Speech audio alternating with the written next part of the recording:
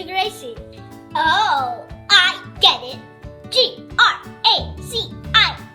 Glimpses really are creatively, importantly, extraordinary. Yes, our glimpses are pretty special, but I was talking about Gracie, written by Daphne McMenemy. Right, I knew that. Of course. We loved reading Gracie. She taught us that when you don't step outside your comfort zone and try new things, life can get pretty boring. That's what life was like for Gracie. Every day was the same for her. Wake up, get dressed, eat breakfast, brush your teeth, grab your backpack, kiss your mom goodbye, go to school, gather on the carpet, explore the same centers, have a snack, head outside, and repeat day after day after day after day. Okay. We get the point. Nothing new, nothing interesting, nothing worth talking to Mom about when she got home. In this book, things change for Gracie and her classmates when their teacher, Mrs. Wilde, steps outside the box, outside her comfort zone, and decides to try something new, something that might go wrong and probably would go wrong. She introduced the kids to robotics and coding. Gracie had so many questions, and even though she had never tried coding before, she jumped in and gave it a shot. Both Gracie and her teacher learned that the learning and the fun came from the mistakes they made.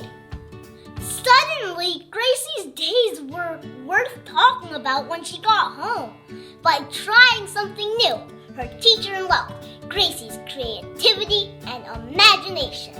Even though this book is about robotics and coding, the message is connected to anything new you want to learn or try. Step outside the comfort zone. Accept and expect to make mistakes. And celebrate the learning that comes from that moment when things don't go right. There is a Gracie in all of us. Young or old, we can all explore new ideas and growth. The Glimpse Kids had a chance to reflect and do some writing about a time when we faced a new learning experience and the joy that came from learning. We'd like to share a few of our reflections with you now. I remember the first time I went to Saturday school. When I went into my class, I was worried because I thought I wouldn't make any friends. But then a girl said that I can sit with her. Soon we became best friends. Another thing I was worried about is that I wouldn't understand anything because instead of math and writing, we learned about my religion. But my friend showed me that it wasn't tricky at all. I had lessons about it at home, so when my friend was stuck on her own work, I helped her. Every time I made a mistake, I learned a little bit more. I remember when I first played soccer for the first time. I was excited but nervous at the same time. It wasn't my first time playing soccer. It was my first time in a match. I first played soccer when I was 1 year old.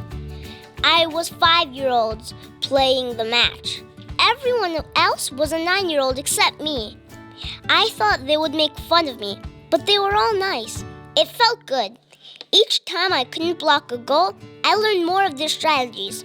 Now, when I go to the park and Harneet's there, I teach her how to play soccer and some strategies. I remember a time when I first started to play Minecraft. I had so many questions. My questions were, how do I play? What if I press the wrong mode? What will happen if I got teleported out of the game? How do I move forward, backward, and jump? It felt complicated. I just needed more information. I asked a friend that made the same mistakes as me, and she taught me how to play. She also taught me how to move forward, backward, and jump.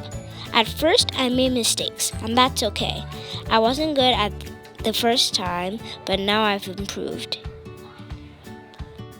I remember the first time I heard about doing a word problem. I never heard about a word problem, and it looked quite hard, and I had no idea how to do it. and I thought everyone is going to make fun of me because it's hard.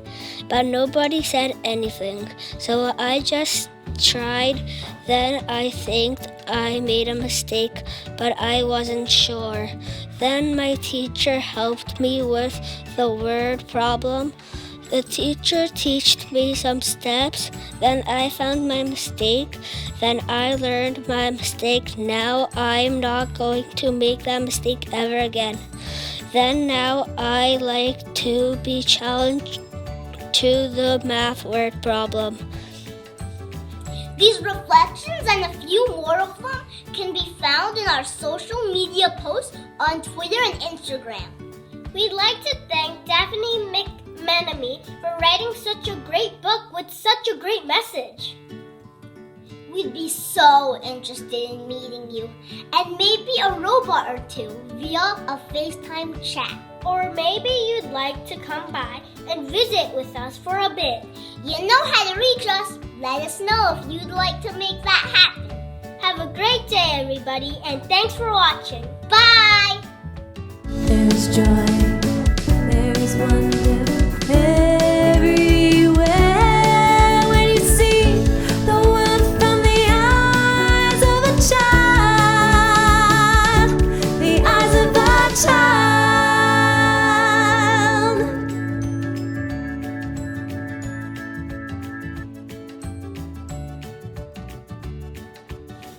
This has been a Glimpse production. Thank you for watching.